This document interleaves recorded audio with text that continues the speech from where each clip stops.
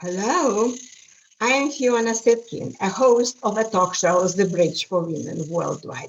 Today, I'm hosting the new episode of The Bridge.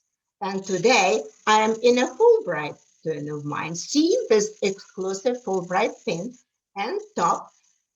They are only available for the active members of the Fulbright Association. But this is not the point. The point is that I have many other reasons to be very, very proud of being a former Fulbright scholar. I came from Ukraine as a Fulbright scholar to Kent State University, Ohio. And today, long story short, I am a board member of the Fulbright Association Chapter in New Jersey.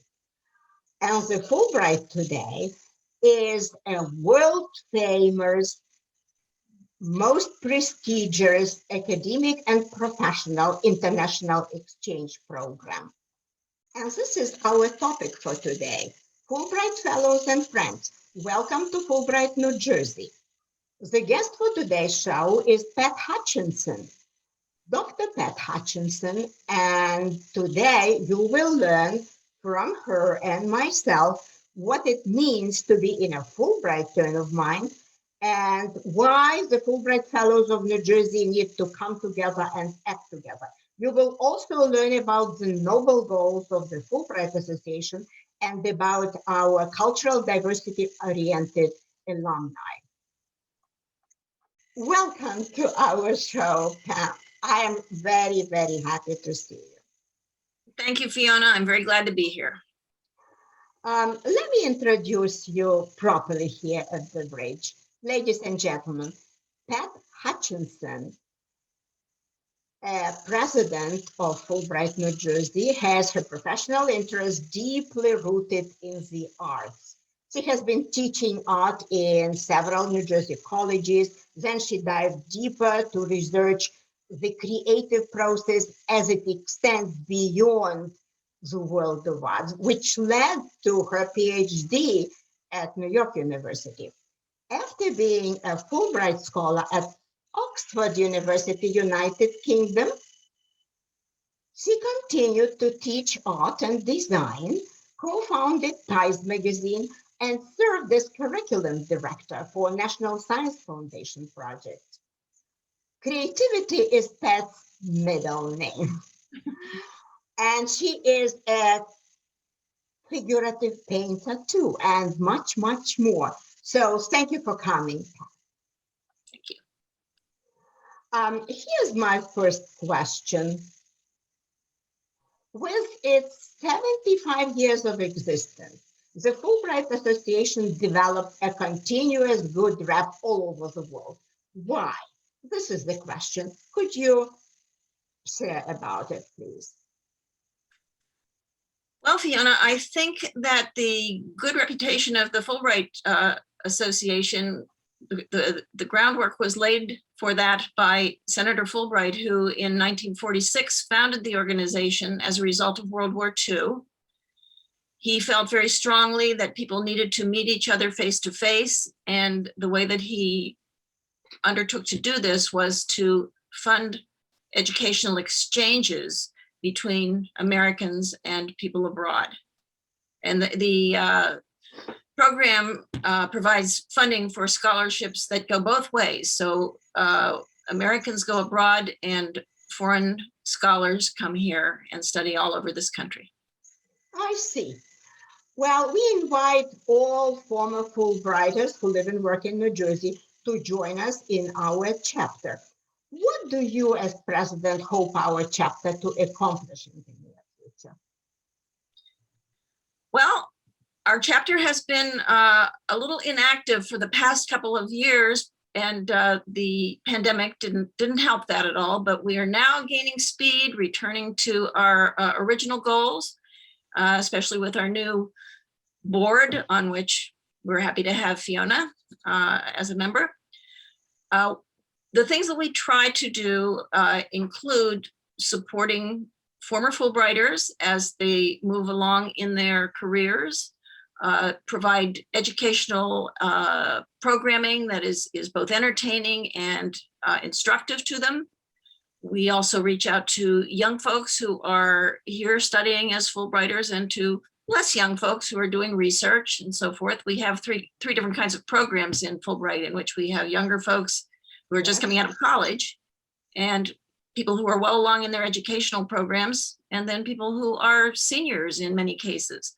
All of those people come back and are welcome to be Fulbright alumni and be members of this group, as are the many friends who support Fulbright and haven't had the chance to do those exchanges themselves.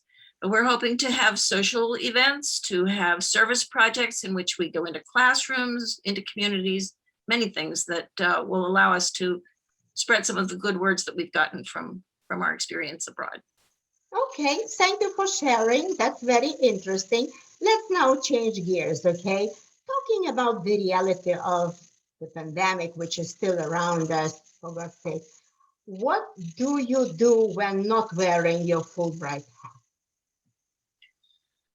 Well, I'm lucky to be retired from my teaching, and so I can spend a lot of time on my artwork. So most of my time, I would say I'm a painter.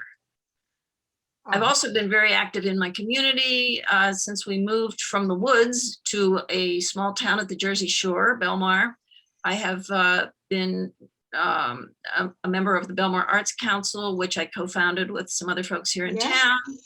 And the Algonquin Arts Theater board in Manasquan, New Jersey. You know, programs like that. Some political activity as well in the last few years. Yeah, very interesting. So you have your hands full, in other words. I'm never bored. Never bored. Yes, never bored. Okay, all right. Now, let me ask you a special question. What was your own Fulbright experience, and how has it inspired you to continue Fulbright's work? Well, thanks for asking, Fiona. I consider my Fulbright experience to have been a life-changing event for me. I was lucky enough to be able to go abroad. I went to England and studied their educational program in design and technology education, which is something that I had been researching at NYU. I had an idea that a good way to teach would be to have students do the kind of work that we did in art classes, designing, making, and all the research that you had to do. It was a great learning experience. What I found in my research was that England had a program for students age 5 to 16, where much of their academic work was done through designing and making and hands-on integrated learning.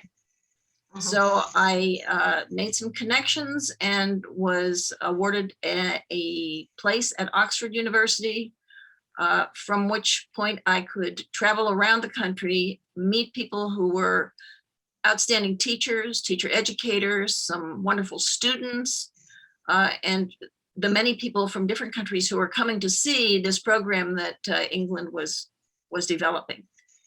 So it was just a font of wonderful knowledge and terrific friendships, many of which have remained since this time. And if I can tell people about this and invite them to have similar experiences abroad, I'm more than happy. Yeah, it's wonderful. It's wonderful that you are enriching New Jersey colleges with your English experience. And I know that English colleges and universities do a lot differently than here. A part of my background is University of Edinburgh in Scotland, so I have a little idea of that. Very good that you could bring it back to America and implement it here. Now, let us talk about values for a while.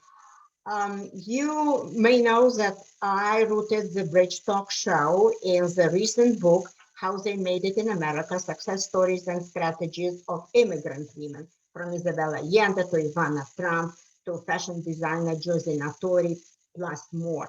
It features 18 diverse American women, and I distilled their success values, and it now feels like these shared values are shared with many of the Fulbrighters as well.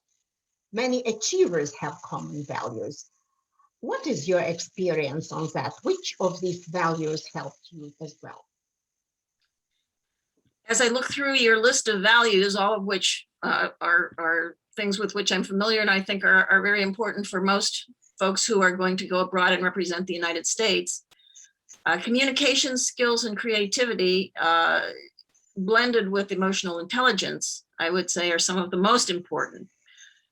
It just makes sense that you are going to another country where there is, if not a different language, certainly a different culture. And communication is what it's all about. You are trying to find out about them. You're trying to let them find out about you and the culture that you come from. And in many cases, language just can't get you there. And you make the jump through your emotional intelligence, I think.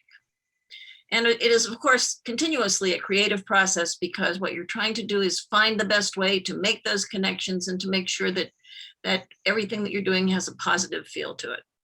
Mm-hmm. Thank you. Thank you so much for sharing, for your thinking.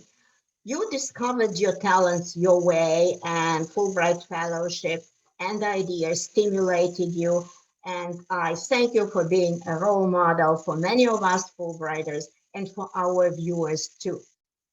Now, let us connect. First of all, I thank all the viewers who are looking and watching our program. Pat and I are welcoming all Fulbrighters who live and work in New Jersey to join us. And you can connect with us via the Fulbright Association website, via my book website, and via our emails, which are here. So we are looking forward to looking and hearing from you. And now Pat and I want to thank you again for watching us and say bye-bye, and do stay well and healthy for years to come.